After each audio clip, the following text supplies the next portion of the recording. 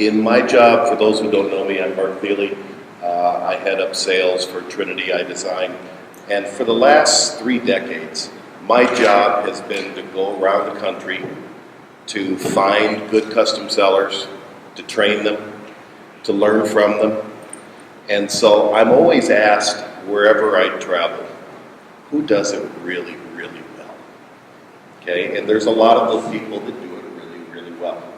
But as I was putting this presentation and this list and this day together, there were 2 that just jumped out at me. I said, if I had somebody on the direct selling side that I thought everybody in the world ought to learn what this guy does and how he makes his business successful, that would be to listen to this next gentleman that we're going to talk to, and that's who's going to talk to you, and that's Gary Hulse from Oklahoma. So please, for the next few minutes, if you will, give your attention to Mr. Hulse. Well, good morning. Mark, thank you so much for the opportunity. It really is fun for me to get the chance to come pontificate. I think you know something that's fun to talk about it. So thank you for the opportunity. Thanks for the dinner. My name is Gary Hulse. I do live in Oklahoma, about an hour and a half north of Oklahoma City, in a fairly rural community of about 50,000 people. I've been in the men's business, one way or the other, for a little over 40 years. And the first 20 or so, I had my own stores. Menswear, women's, had a children's store at the time. But for more than the last 20 years, I've converted myself into a direct seller, like many of you in the room today. And I've had a fair degree of success, not because I'm more talented at all, and not because I'm better at it as a tailor by any means. There's probably a lot of people here that are better on those issues than me. But I approach it radically differently than how I've observed most of us approach. And so that's what I want to talk about today. And I really have a limited amount of time, to be honest. I have about a 3-hour presentation in about 20 minutes. So I'll do the best I can. So what I've decided to do is talk about what I think is the most important aspect that controls the lifetimes of direct sellers. That happens to be whatever your average transaction size is. That will control your business life. It'll also control your personal life to a certain degree because of the gratification that you get. The average transaction size in our business is a little bit like fulcrum in the physics of our business. We have consistently fairly small average transaction sizes. We're to the left on the lever. It takes a lot of effort to raise a modest result. As we learn how to strategically engineer a larger and larger transaction size on the average, then we move the fulcrum to the right. It takes much less effort to raise a tremendous result. So it's very worthy to study techniques, philosophies, and so forth involved in how to increase your average transaction size. And that's what I'm going to talk about this morning. So, here in a minute, I'm going to show you exactly how I present myself to a new client. What you're going to see is exactly how I've done it for over 20 years. I do it exactly the same way every single time, never vary. I have a little sales talk. It's in your materials. You can follow along if you want to. It's very simple. That little way of presenting myself has yielded consistently over more than 20 years at a very high average transaction, between $4,000 and $6,000 to be specific. So I wouldn't ordinarily do this. Thank you. There's my little graphic there about the average transaction size. So here's what normally happens: is people start in this career or other sales careers who are desperate to make a sale. So we'll do damn near anything just to get a sale. Okay? And we learn the business transactionally, and that's a natural thing. That's not a bad thing. That's just the way it always happens. We learn how to do the business by making some sales. And then we put our energy behind it, so we work hard. And so we make a lot of transactions.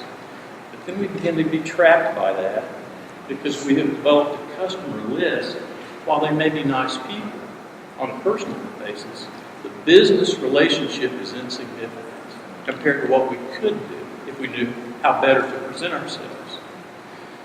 As we mature in the business, what happens is we work harder and harder and harder with a small average transaction size, and then we start to plateau because you get a time and motion lock.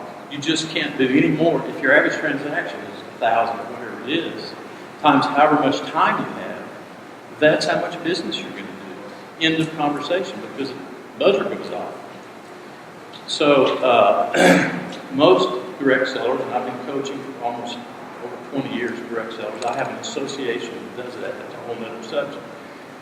But most careers like that begin to plateau somewhere around $200,000 annually, maybe $250,000, maybe $300,000 if you're a hard worker. But you do plateau because you just can't do anymore because your average transaction is too small. So that's what generally happens. So I'm going to show you another way of presenting yourself, if you care to, that can mitigate that happening to you. So I'm going to share, whoops, okay. I wouldn't normally do this. I wouldn't normally share these kind of numbers because, it's kind of private. But I want to do this today so that it would add a little gravitas maybe to what I'm presenting. So my stats last year, I sold $660,000. I only wrote 111 sales tickets all year long. I only dealt with 77 clients the entire year. My average transaction was about just shy of $6,000. And I didn't work in December, January, June, or July. Plus, I live in a farm town. And I only say that not to prove what a great guy I am. I'm going to show you something. Anybody can do that. There's no excuse for territories wherever you are. It's got to be better than a wheat field in Oklahoma. San Francisco, for example. I'm very envious of those territories. You wouldn't have to drive as much. Okay, so let me show you how and I've done this for 20 years. So let me show you my presentation to a new client and how I set it up. And given the limited time that we have, what I need to get through, we're not going to have time for questions at the end of it. But Mark has said it's okay with him if I go through the lunch hour. If you want to stay with me through the lunch hour, I'll stay in here and answer questions and we'll talk.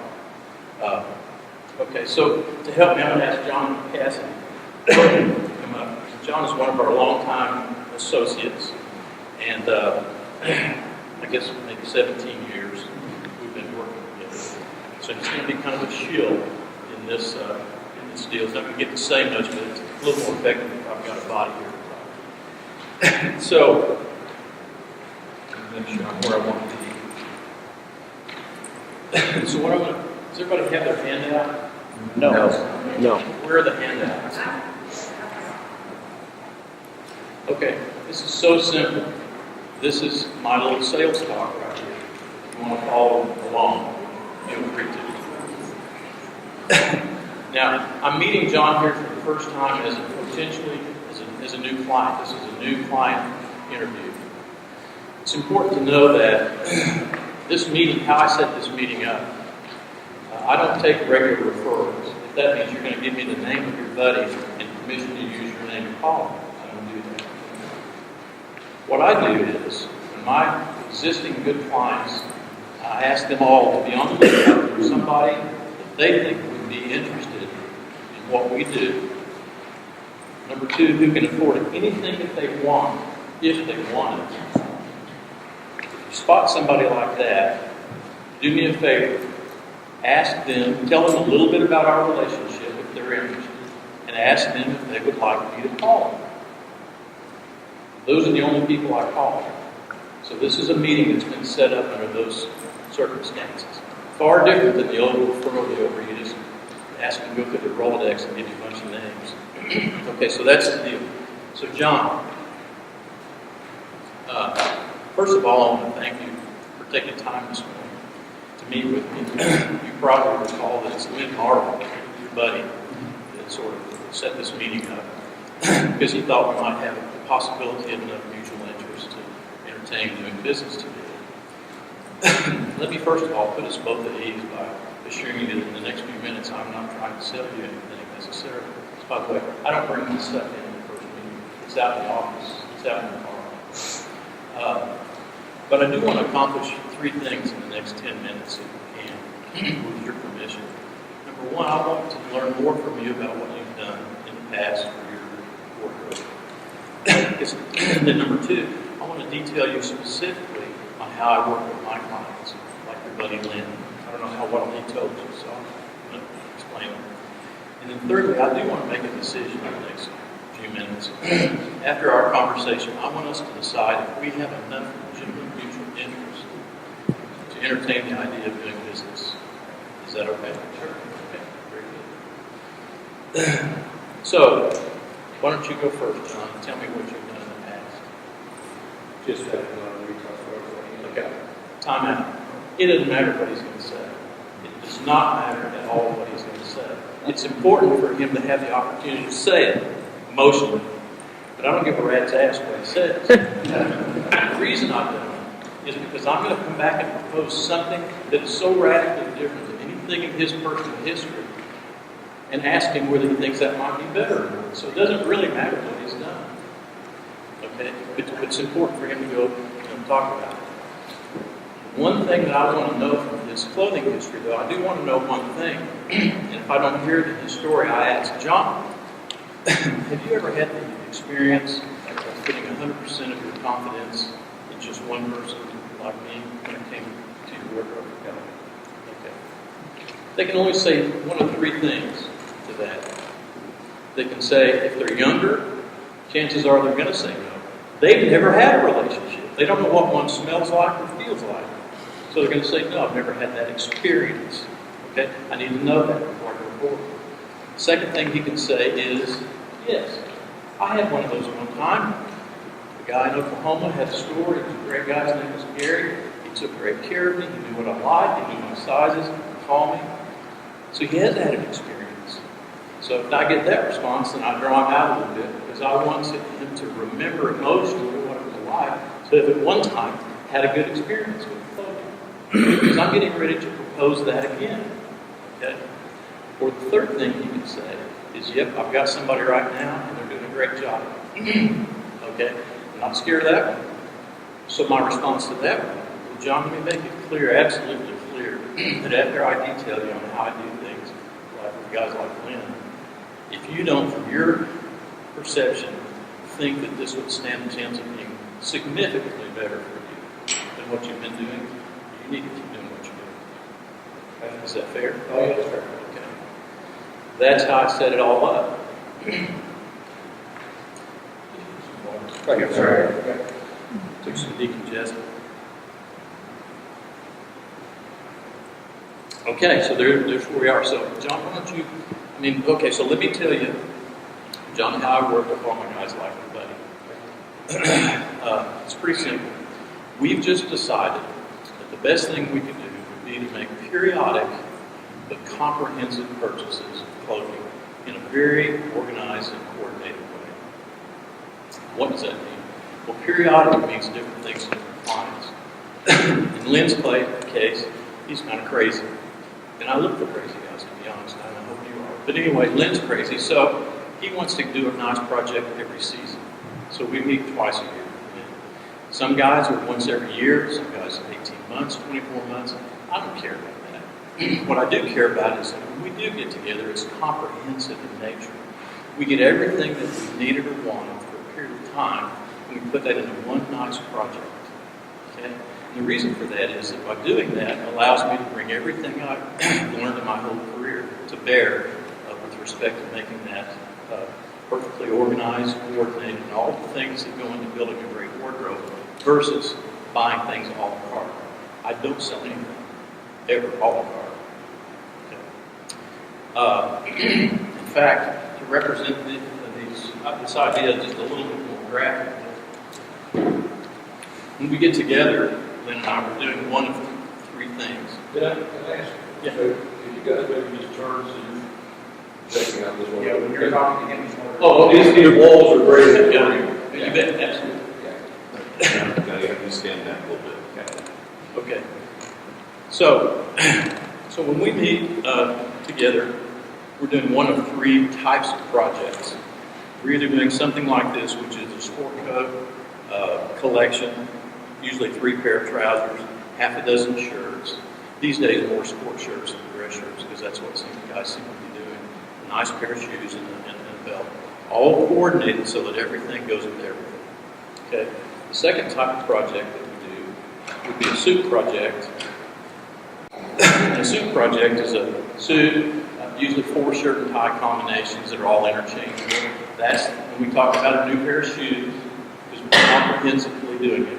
And the right belt and the right hosiery, we put together a suit group.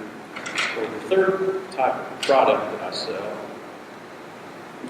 is a corporate casual collection, which doesn't have any coat component. It's just some nice dress slacks, maybe 3 slacks, half a dozen sport shirts, a little more casual pair of shoes, appropriate belt, and so forth.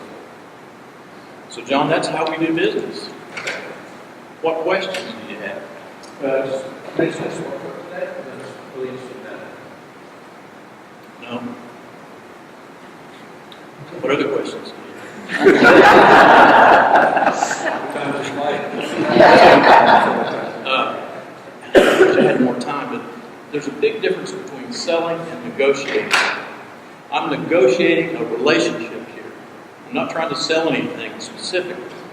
I don't care about the transaction. I'm trying to see if he would be interested in a relationship where my consultation is of value. So I'm negotiating for that. And that's not negotiable. It just has to be done this way, or thanks for the meeting. I've walked out of lots of meetings where I could have made a sale. But that's a whole other subject. Well, what other questions do you have, John? You know, what's your price point? I don't have any idea. Good question. This is how I answer the pricing. Well, John, of course, it depends on the quality of products that you want me to put into the project for you. And the biggest variable is the fabric, the cost of the fabrics. But to answer your question more specifically, custom sport coats range from about $1,000 to maybe $1,500. Custom suits from maybe $1,250 to $2,500, $3,000. Custom slacks from $400 to $600. Custom shirts from $175 to $295-ish. I sell Allen shoes and belts. They're about $400, and the belts are $100. Point is, when we put together a really nice coordinated sport coat collection, for example, and if it would turn out that we would think we had enough mutual interest to try this one time, which is all I ever suggest, this is what I would suggest we start with. But the price for this grouping would go from $3,500 maybe to $5,000 for all of these items. A suit collection that would look about like this, probably $2,500 to $3,000. And the corporate casual collection, probably $2,000 to $3,000. Okay. That's the. What other questions do you have? So how do we do this? Well, now this is where at this point, you should be getting a good idea what his level of interest is, and whether he would be a player or not. But so you got to close him out on that. So how do we get started? That's a pretty good green line. So I say, well, I'll tell you what, it does sound like that we might ought to try a trial transaction to see if you think this would be better for you than how you've done it. And if you'd be willing to do that, let me go get my stuff and let me show you how we would put a sport coat collection together. Exit, bring in the product, and then all of us know how to make presentations. Okay, so we're not going to spend time on that. Although I have a lot of little tricks of that trade too, but I don't have time to go into it. So there's only 2 kinds of questions that they can ask you. Basically, well, 3. Can I break you down? Can I just pick your bones? Answer that's always a no. It's not really as flat as that. I'm a little kinder than that. Can you get a sport coat? John, the point of this is to find out whether you would be interested in a consultative relationship that would yield possibly a better wardrobe over time than buying all the part. So I wanted to know if you're interested in that or not. If you just you don't need me to buy a sport coat. I've got a couple of business cards on guys that will combine sales work, but that's not what I do. That kind of answer to that. Okay? You cannot negotiate anything that you cannot walk away from. Period. If you don't have a proposition, whatever your proposition is, that you're willing to walk out on, if they don't agree, whatever level it is, then you can't negotiate it. You just become a salesman. So, so that's kind of how it goes. And again, I've done it that way every time. And I've walked out of, and I'm just trying to be very graceful. If John is not interested, and I begin to sense that, now first of all, I'm not there unless I know that he has plenty of money. So a price objection means he's not interested. Doesn't mean he can't afford it. I know he can afford it. He's just not interested. But he may say, I just don't think I want to, that's a little pricey for me or whatever. I don't try to sell anybody anything. I'm not salesmanship. I don't try to come back and say, now this would be great for you because if he can't look at this presentation from his point of view and decide that this might be pretty good, I'm not going to insult his intelligence by trying to tell him how good this might be for him. That's an insult. My presentation is educational. It's the whole tone is, let me explain myself, because I want to make sure that you understand what I'm asking, what I'm proposing. That's all. I want to make sure. Do you have any questions? What questions do you have? I want to make sure we understand the proposition. So, but if he's not interested, then I let him off the hook very gracefully. I go, John, I'm going to tell Lynn that we had a great meeting, and I do appreciate your time explaining. But I don't think we probably have enough honestly mutual interest in this to drag it out with trying to do some business. So I really appreciate your time. Thank you very much. And I'm out. Interestingly, when you're in front of big decision makers and you present this to them that way, and they know you're ready to pack up. I've done this. One of my best clients, it was the president of Citgo Oil Company. When I first met him, I made this presentation. And he goes, I want to get that sport coat. I said, Dr. Cunningham, I'm sorry, that wouldn't be helpful to you, and I wouldn't want to do that. But appreciate your time, man. I'm starting. About the time I got mostly packed up, I said, young man, come over and sit down. He's one of my best clients and has been for 20 years. So, okay. Wish we had more time to go into questions. I'm going to stay here from noon to 1 to answer questions and relate to anybody that wants to. But I've worked with Gary for 17 years. He doesn't just limit it to that one sport coat collection. He's usually dealing with somebody that he knows that's a little bit nuts, that is willing to spend a lot of money on clothing at one time. So he doesn't just say, well, I'm only going to say that sport coat collection and that's it. They look at suits and they look at casual stuff. He looks comprehensively at the guy's wardrobe. So don't let that limit you in terms of what he's showing. He's really offering the whole thing, but in order to get started, he recommends the sport coat collection first. Good point. And furthermore, when I say this to guys, I say, listen, I know this is a radical departure from how you've done it in the past. I know that. I'm asking you to suspend your personal history. That's why I'm here. I wouldn't have come here to suggest that you keep doing what you've always done, but with me this time. There's no moral authority on that. The moral authority for this meeting is you may not be interested at all in this proposition, but it's different. And by virtue of it being different, I have authority to present it. It is different. If I'm just going to go in and present like everybody else does, that's like, I'm just kind of a pizza guy, So, and I tell them, I say, listen, all I'm looking for is a willingness to experiment with this one time in spades. If you do this one time like this with me, and your experience with me and the usage of this clothing isn't for you twice as good an experience as you've ever had, with all due respect to anybody you've ever done business with, I'm out. I didn't come here to be an also-ran. This is a significant proposition, and if it doesn't work out better for you by multiples, I'm gone. I'll never ask you again. And I'm serious about that. Okay. Thanks, John. Oh. Yep.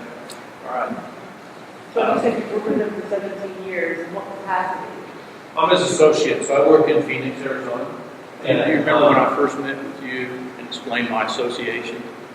No, I don't remember that association. I forget. Well, Yeah. anyway, it's a whole other subject, but in addition to my clientele, I have a little consulting business where I try to help independent direct sellers with their businesses and do certain things for them. Accounting and product brokerage, consultation, and sales management, and all that stuff, all for a fee. It's just a fee-based service. We've got about 10 of us around the country. John's has been for 17 years.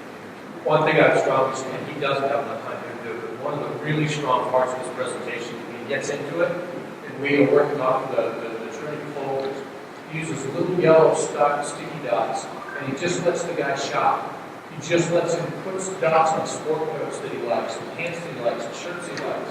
And then he allows the guy to tear it down. And the guy always ends up spending more than he wanted to, because if you just let him shop, it's so non-threatening.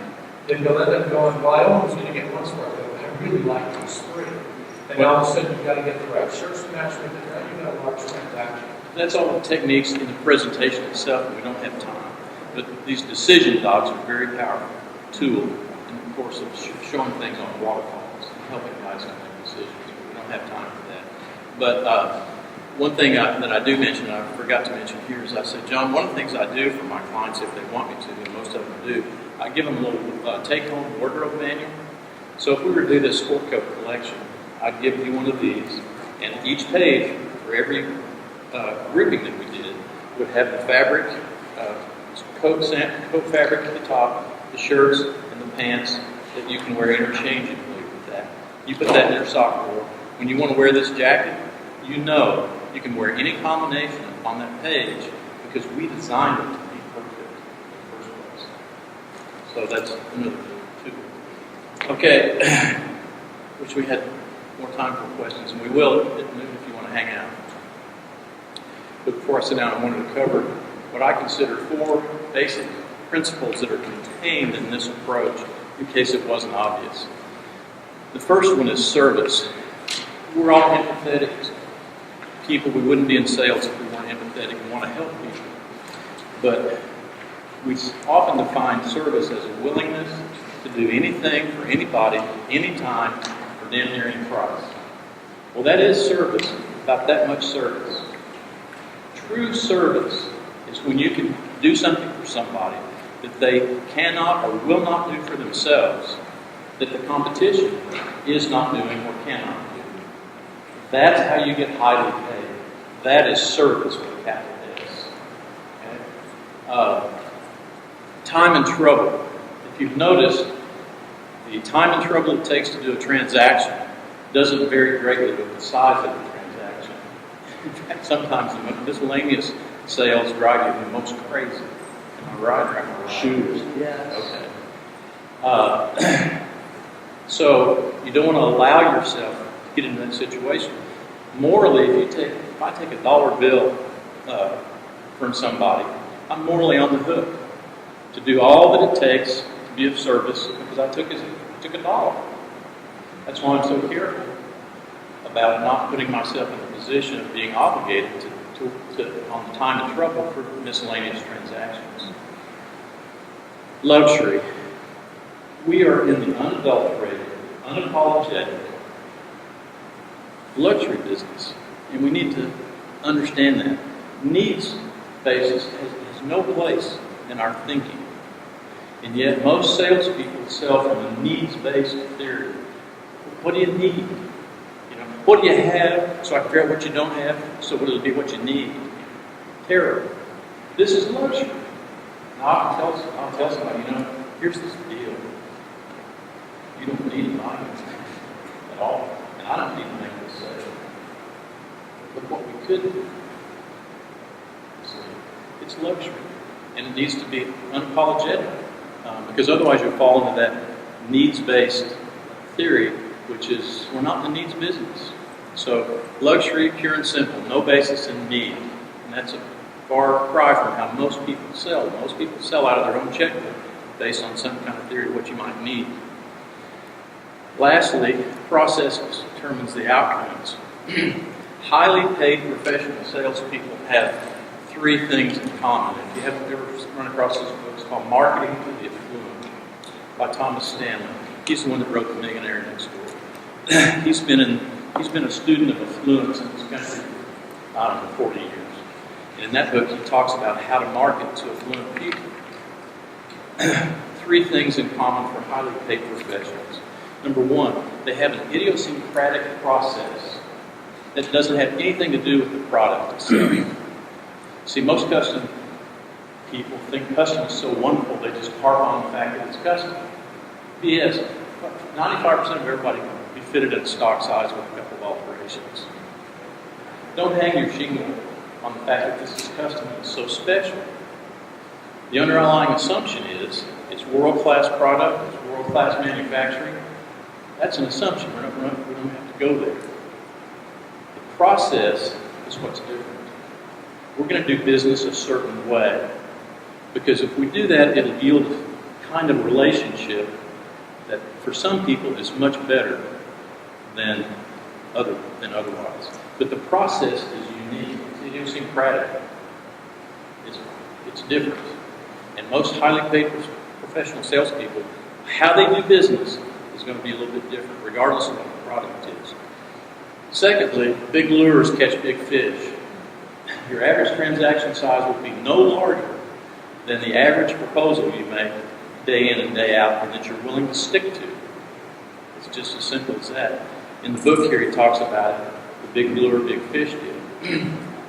Interestingly, if you're in front of the right person who can actually afford it, and you should be if you do it right, and they're a driver, you go in and they're used to controlling everything, and you go in and propose a $1,000 deal, you're the pizza guy. But if you go in and say, I want to talk to you about the possibility of a multi-$1,000 project, all of a sudden that gets the attention of the kind of people you want to be talking to. I've got time to listen to that. I don't have time to mess with $1,000. My wife buys me $1,000 suits. See? So you've got to throw a big lure consistently if you want to catch big fish. Lastly, and I think maybe most importantly, is highly paid professional salespeople control the process, not the result. I don't care about the result. I'm going to leave that up to the guy. But I am absolutely clear about controlling the process by which we come to that decision. And that doesn't happen usually. Usually what happens is the salesperson goes in and says, God, Mark, thanks for seeing me today. Yeah, it's good. How's the kids? How's the wife? Great. Well, what do you think you need? And from that point on, you've lost control completely of the situation. Process orientation. I'm going to be in control of the meeting. Did you notice the first part of what I said? Here's what we're going to do this morning. Thanks for your time. Nothing about what you're interested in, how's it going, all that stuff. Here's what we're going to do. Here's the agenda. First, I want to hear from you, which I'm polite. You get to go first. Secondly, I'm going to tell you my stories. And thirdly, we're going to make a decision here in about a minute. Is that okay, Mark? Is that okay, agenda? So you don't build a report at all? Well, I already have a report because I'm doing business with his best friend. So I'm assuming a report. It's not like I ignore it. Yeah. But a lot of people go and say, "Oh, is those pictures of your kids?" It's pretty much not important, really. And especially if they're a business, a heavy-duty guy, they don't need that. That's kind of salesmanship in my books.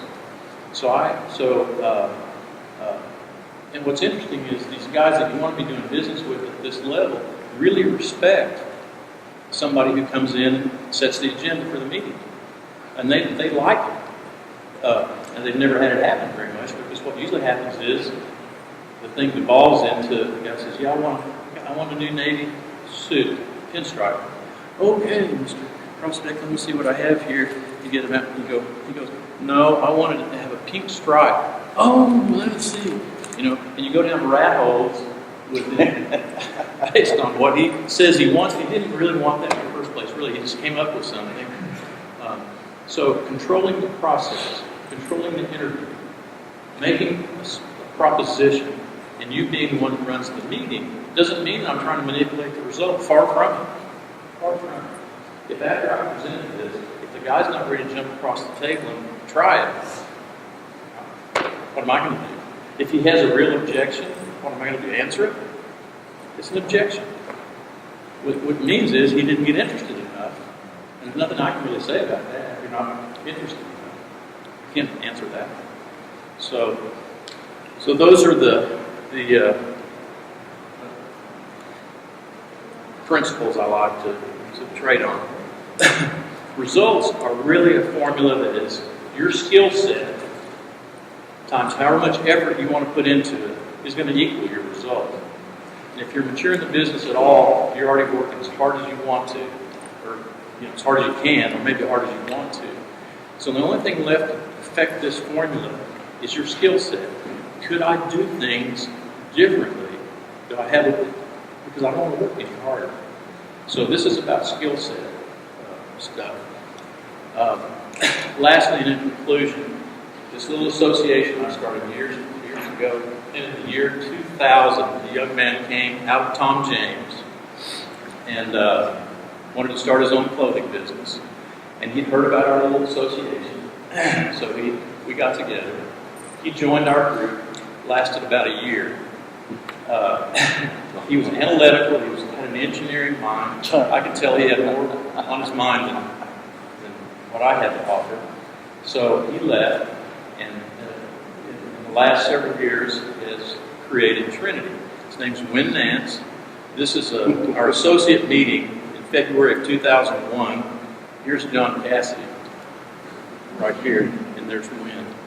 So, in conclusion, I want to thank Win, and I want to thank all of Win's people through all the years, and people that are currently with Win, for all the things that you've done to provide for us a world-class product, accessible in a friendly user way, that's reverse engineered from our point of view, and that it helps me make a tremendous living.